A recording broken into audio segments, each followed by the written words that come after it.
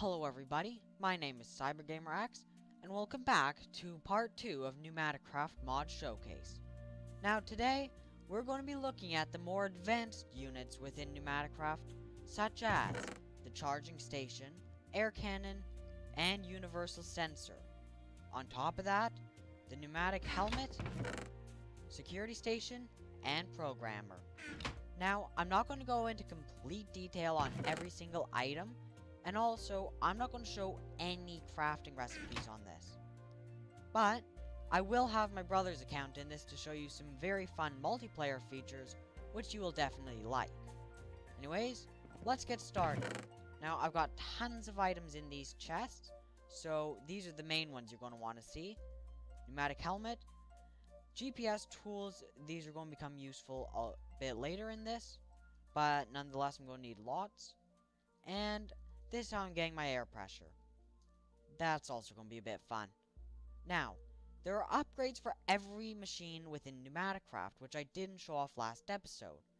But, to start off with, you've got the item life upgrade. So, I don't actually know what this does in every individual item, but you can figure that out. You can download the in-game wiki mod. Now, the coordinate tracker upgrade, you put it in the pneumatic helmet, it'll track specified coordinates. It's useful. The dispenser upgrade, depending on where you put it, will also have other effects, such as, which I will get to later, the air cannon. Now, the item search upgrade, that can just find items within chests. Again, I'll be showing that. Range upgrade can increase the range of things. And entity tracker upgrade can track entities, so again, that's useful. The security upgrade, this, I don't know what it's used for in everything, but I'd be using it in the security station, which you will see soon. The block tracker upgrade, just information on blocks, nothing too complex. Volume upgrade lets you get more air, and speed upgrade makes everything go faster. So, I'm just going to quickly get all of these into my inventory so I can show you what they mostly do. Now, I'm going to go outside for this one, because I've got a few dangerous things with me.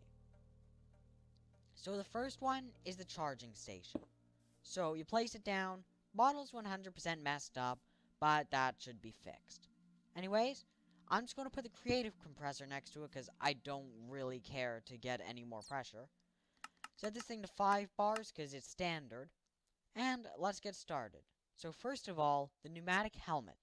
If I were just to put it in the charging station, you can see it's now going up in pressure.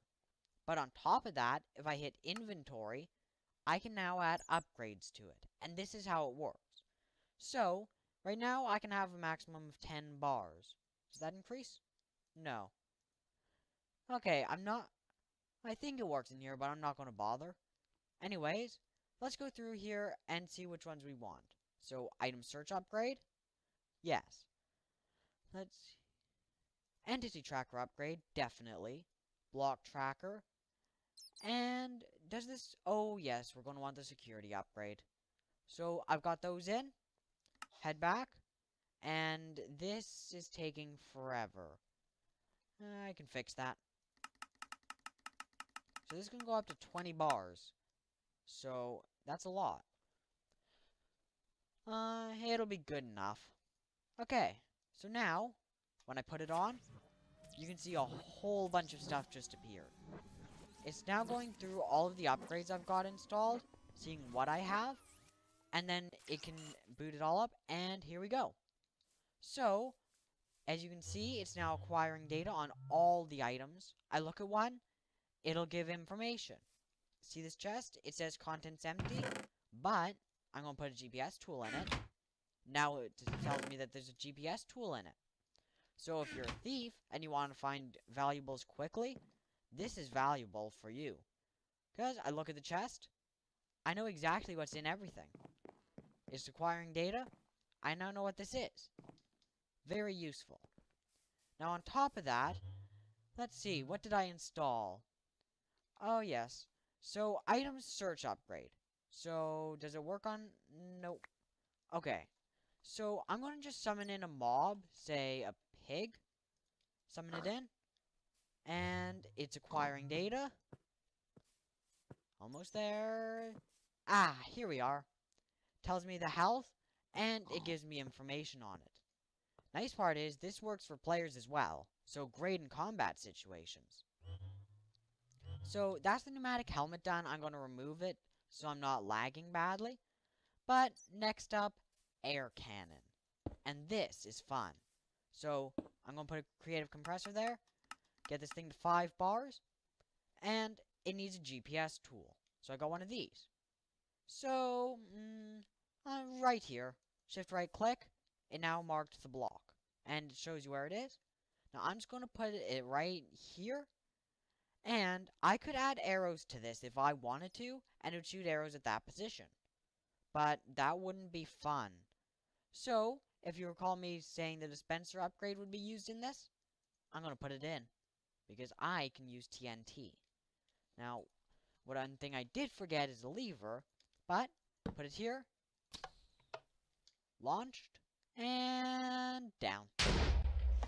So now I have a TNT launcher, 2 blocks big. But the only thing you can do at this point, honestly. Hope you like mining. And the final item in my inventory is a universal sensor. Now this thing is extremely valuable. So, if I go into here, let's see, where can I put this? There we go. 5 bars. So as you can see, this has a lot more tabs than usual. So, first of all, block tracker upgrade, I believe. No? Okay.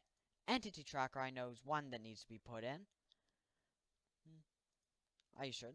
Really? Dispenser upgrade can be added. And is it coordinate track? No. Huh, for some reason the block tracker upgrade isn't working. I'll figure that out later.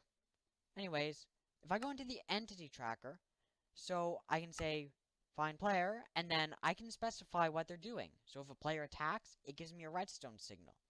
Tells me the player's health, or if they pick up an item. Or just plain if they're within range. Now, the dispenser upgrade, it'll tell me all of these things. So, is raining? Global variable? I don't actually know what that does. Is it daylight? Players in server? All of these different things. It's great. So, I'm not going to show you that working because it's massive and it does a lot. But I've built things in the 1.7 version using this, and it's been great.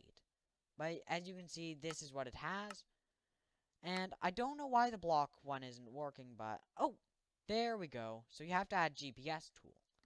So now I can go in here, blocks, and it can now check for all of these items. So I specify a comparator.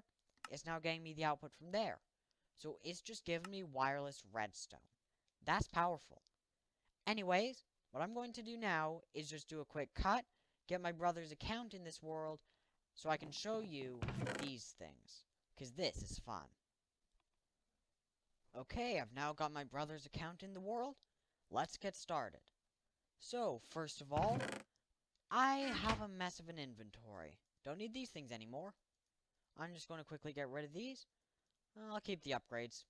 Anyways, let's get the security station, programmer, and I'll start off with, I think, the drone, because that's the coolest and easiest to do at this point.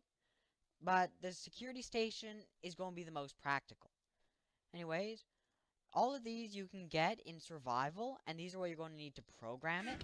Anyways, let's head over here, place down the programmer, and where's my drone? Ah, there we are.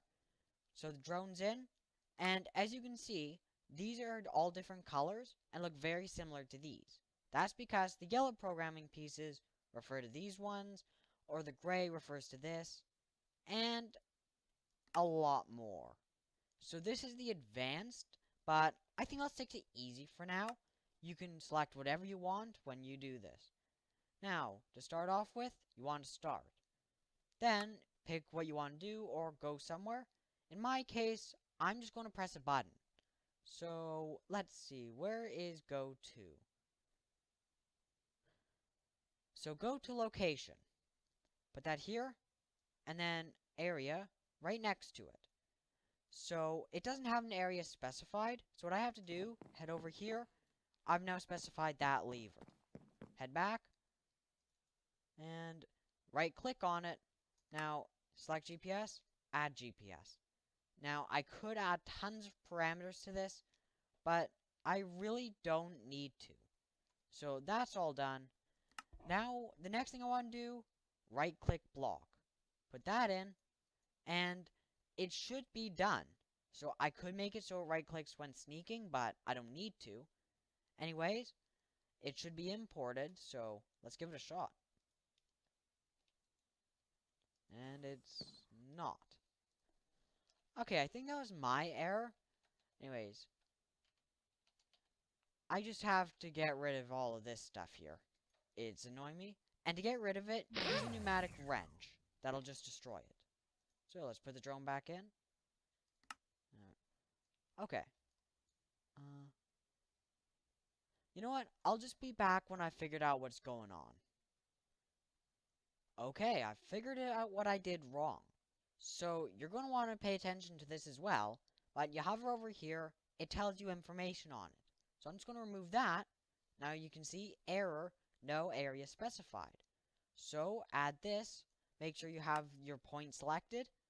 Then you just hit this button here, take your drone, it's ready to go. Place it down, and your program will start executing.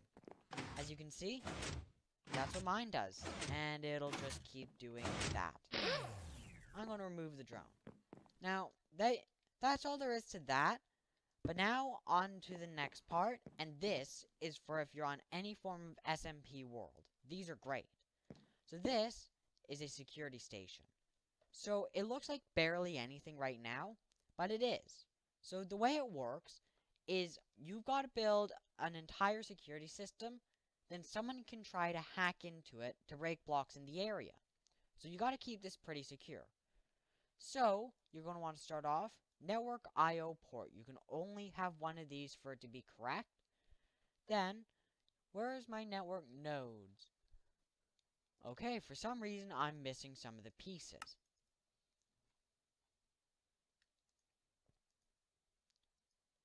Okay, I've got all the pieces now. So just drag this in. This is now your layout that you can actually work with. So as you can see, they're actually connecting. That's pretty neat.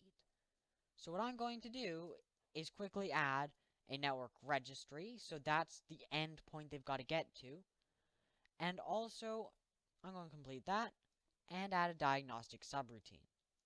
So the more I put in here, the better it is. So say for the network nodes, if I stack this thing really high, it'll take longer to get to that specific one, giving that more time to find you. So let's see. I'm not going to make it too hard. I'll leave it at that, but it's ready to go. So I believe this should be active. So I'm going to test it with my brother's account. Okay, so my brother's account is back on, and one thing I had to do was add 8 range upgrades, so that way this security station would cover the entire area of my little vault here. Anyways, I'm just going to get to my brother's computer. You won't be able to hear me, but I'll just show you what I mean with breaking blocks, how it's not possible.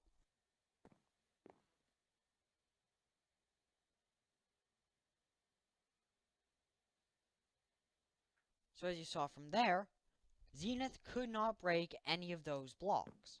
And on top of that, I'm just going to go here.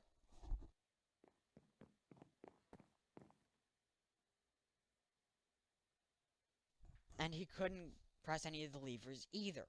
So how does he get through this door? That's a big problem for him, isn't it? Well, he'd need the pneumatic helmet, which has the security upgrade on it. So what this does is allows you to hack. The more security upgrades you add, the better it can hack. Anyways, what I'm going to do now, destroy this, have Zenith's account create one of them, and I'm going to try to hack it.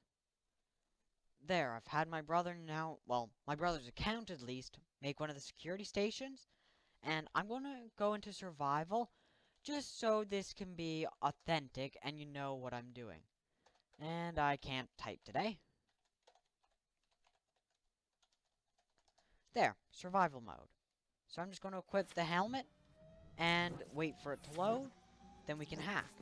But as you can see, I can't actually break any blocks, and it's saying access is prevented by one security station. So if I had more overlapping, it would tell me that there's more. Anyways, I'm going to go here, and now this is how it opens. So some things you could be using in this are the stop worm or nuke virus. A nuke virus, you just basically middle click and it instantly gets it there, and a stop worm temporarily stops the diagnostic subroutine. But to work this, just click on another item and the green line's going. But be careful, because if this detects you going, it will try to stop you. And if it stops you, just exits out. Now, as you can see, it's now tracing. And if it gets to me before I finish, I almost die. So that's pretty hard.